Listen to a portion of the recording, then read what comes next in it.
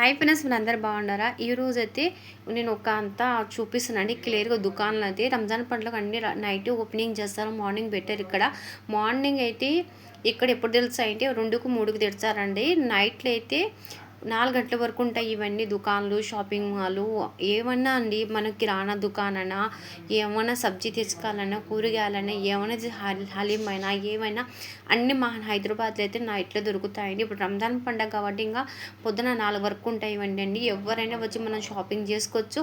ఇది పహాడీ నుంచి బాదులపూరకు అన్ని దాకా ఓపెన్ ఉంటాయండి. చూడండి, చార్మినార్ దగ్గర అయితే నైట్ నుంచి పొద్దున మార్నింగ్ వరకు 5 వరకు అన్ని అంగిట్లన్నీ ఓపెన్ ఉంటాయండి. ఇక్కడైతే హలీం అమ్ముతున్నారు, పిలిచి పాట పాడి హలీం అమ్ముతున్నారు. చాలా ఫేమస్ అండి హైదరాబాద్లో హలీం అనేది. మేము కూడా తెచ్చుకున్నాం, హలీం తిన్నామండి.